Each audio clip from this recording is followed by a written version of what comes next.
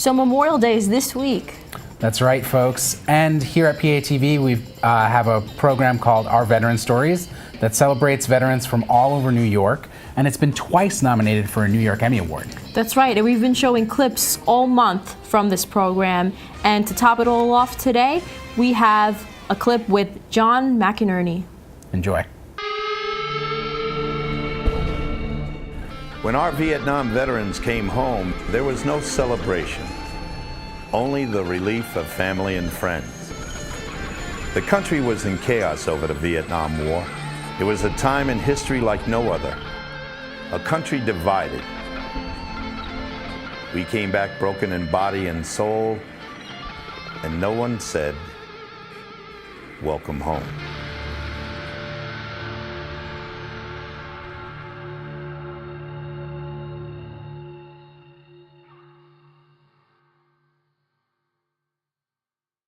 When I first got to Vietnam, I got off a C-130 and they put us on another aircraft to a base called Dong Ha, which was a very forward base in the WWII Corps area. And we spent the night there, and the next morning we were getting picked up by a helicopter. There was a group of us, probably about a dozen guys. And we had no weapons, all we had was our sea bags, our duffel bags. And helicopters flew in line to pick us up. And those helicopters were just bringing in dead and wounded from a battle that was going on a few miles from us called Operation Hickory in the DMZ. And we were standing on that flight line as they carried these guys off in ponchos. And I never forgot that sight my entire life.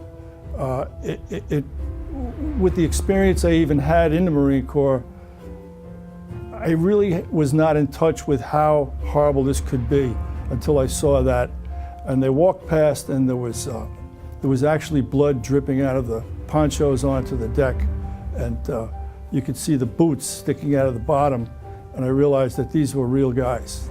And that kind of really snapped me awake.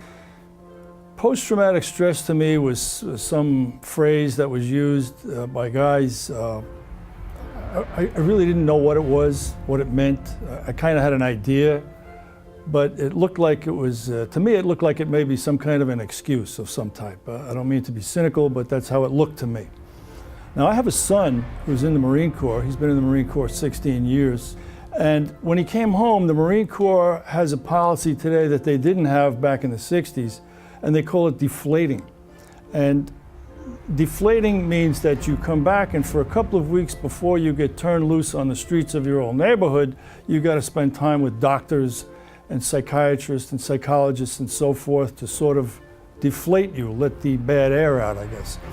And he was talking, and he was talking about his experiences, and they kind of suggested that he had some serious PTSD.